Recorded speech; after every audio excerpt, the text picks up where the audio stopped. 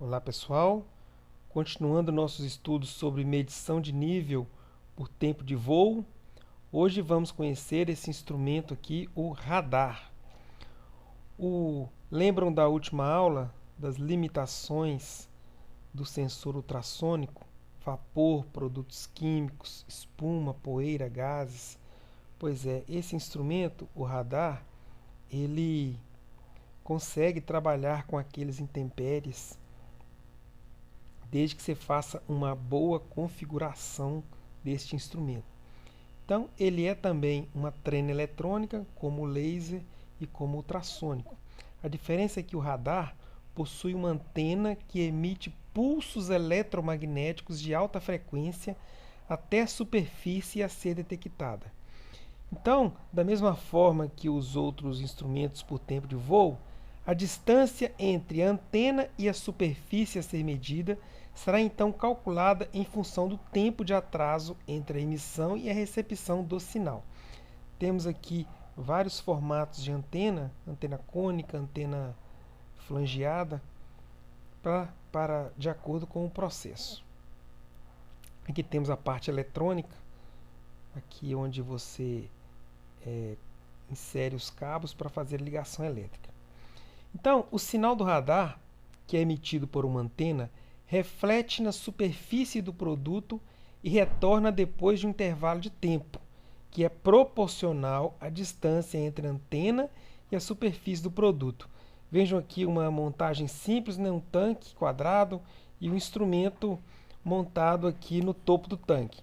Temos aqui um outro tanque, dá para perceber nesse tanque, a formação de vapores neste tanque, e o radar lá fazendo a medição onde o ultrassônico não conseguiria fazer. Então, o sinal ele é gerado por um sistema chamado modulação de frequência de onda contínua. Esse camaradinho aqui em inglês. Essa frequência gerada é da ordem de 6 a 85 GHz. Então, vocês vão ver para frente que temos radar de baixa, média e alta frequência, cada um com a sua aplicação. A grande vantagem deste tipo de medidor é em relação ao ultrassônico, é a imunidade a efeitos provocados por gases, pó, espuma entre a superfície e o detector, que é o sensor. Então, nós temos dois tipos de radares. Ficou bem claro aqui, galera? Então, nós temos dois tipos de radares, cada um com a sua aplicação.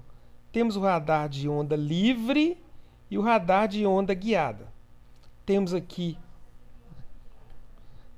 os pulsos eletromagnéticos vindo do radar. Temos aqui o líquido de processo.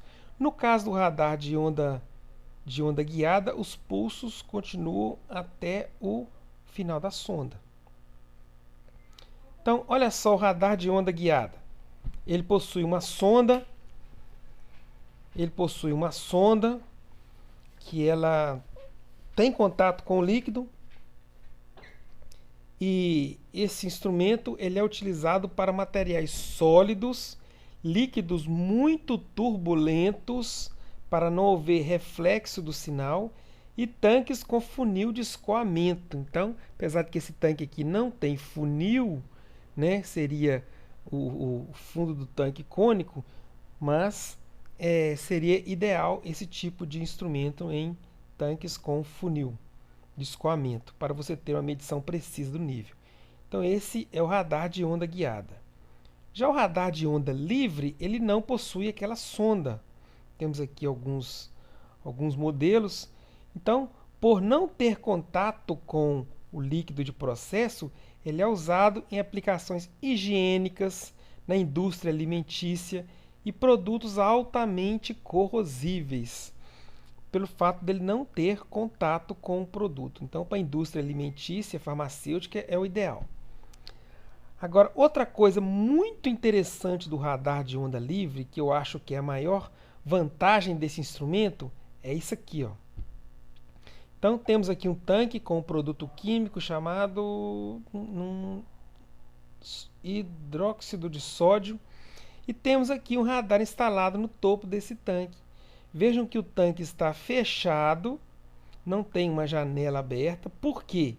Porque o radar de onda livre, em tanques de fibra, ele pode ser instalado sob o tanque devido à propriedade das ondas eletromagnéticas atravessarem a fibra, atravessarem materiais plásticos. Assim, é ótimo para aplicações em tanques pressurizados com vapores ácidos. Olha que legal, o tanque está todo fechado, a instalação do instrumento se deu totalmente de forma externa, sem nenhuma abertura, sem nenhum corte, sem nada.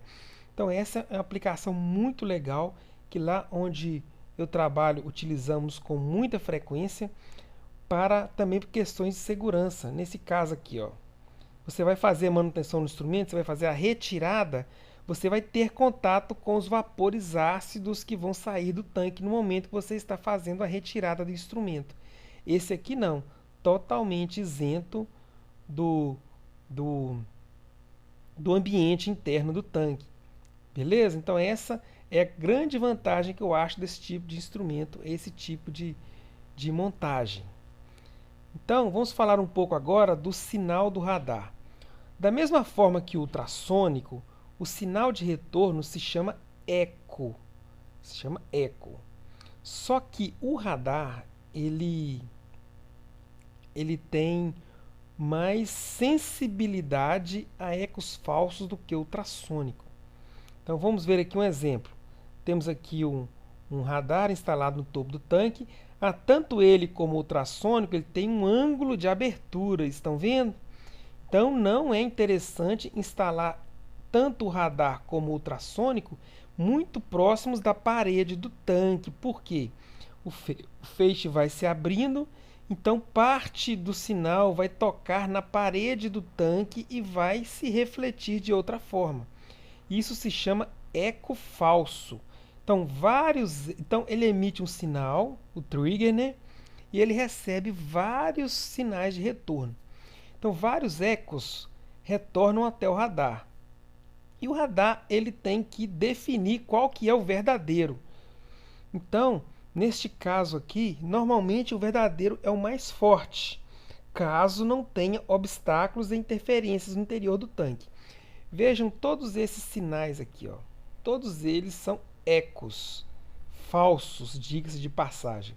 O verdadeiro, que está coincidindo com a superfície do produto aqui, ele é o maior, então esse é considerado como verdadeiro. Mas nem sempre o maior é o verdadeiro, tá? Então esse instrumento requer muito estudo para fazer a instalação. Uma instalação mal feita vai te dar muita dor de cabeça. Mas depois de instalado é só alegria. Então temos aqui um exemplo, ó. Caso haja interferências ou obstáculos, ambos podem ser visualizados e filtrados com auxílio de softwares de configuração e diagnósticos. Como funciona isso?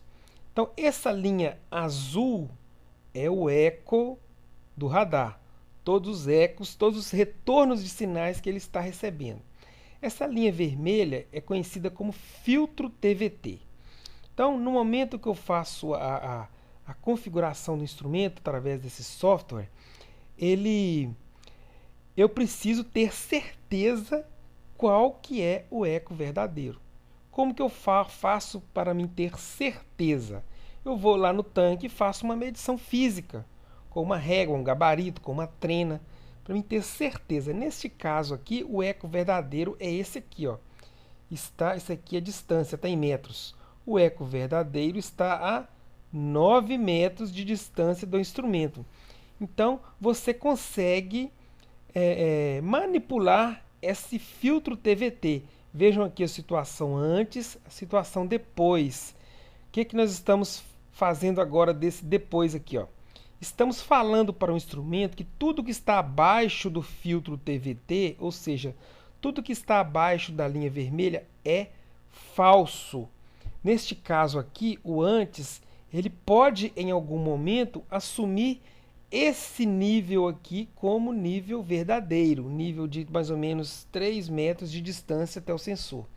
Então ele pode sim, em alguns momentos, mesmo ele sendo menor, assumir como verdadeiro.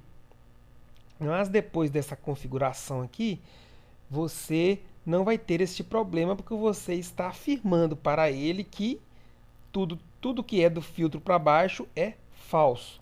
Beleza? Então a configuração desse instrumento é muito importante para não ter dor de cabeça. Para finalizar, vamos conhecer os radares de baixa, média e alta frequência. Vejam só a diferença do comprimento da onda entre eles. Então, o radar pode operar com frequências de 6 a 85 GHz. Quanto maior a frequência, maior as possibilidades de aplicação e também o custo é mais alto também, fica mais caro. As altas frequências são as mais imunes a ecos falsos. Então temos aqui 3 instrumentos instalados, formato bem parecido. O que diferencia é a frequência da onda eletromagnética. Então, olha só uma aplicação muito interessante de um radar de alta frequência. Temos aqui um tanque com muitas interferências. Que temos aqui? Nós temos aqui agitadores e temos aqui tubulações formando uma serpentina para fazer um aquecimento desse fluido. Então, caso eu instalasse um radar comum de média frequência, olha só como seria o meu sinal, ó. Cheio de ecos falsos, ou seja, parte do sinal vai bater na serpentina, vai voltar como eco falso. Parte do sinal vai bater no agitador e retorna como eco falso. Então, cada onda dessa aqui, ou seja, é um eco falso. Em algum momento o sinal encontrou um obstáculo que não é o nível e retornou. Assim, o instrumento fica sem condições de interpretar qual é o verdadeiro, já que chega vários para ele. Mas o radar de alta frequência, né, em especial de 80 GHz, que é essa linha aqui amarela, ele consegue, através de uma boa configuração, enxergar, identificar qual é o nível do tanque, independente dessas interferências internas. Então, o radar de 80 GHz ele é imune a ecos falsos em tanques com interferências internas, como serpentinas e agitadores. Beleza, pessoal? Então, espero que vocês tenham gostado desse instrumento.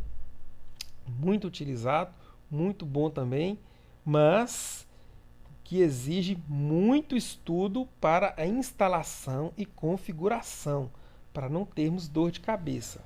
Ok? Até mais. Tchau.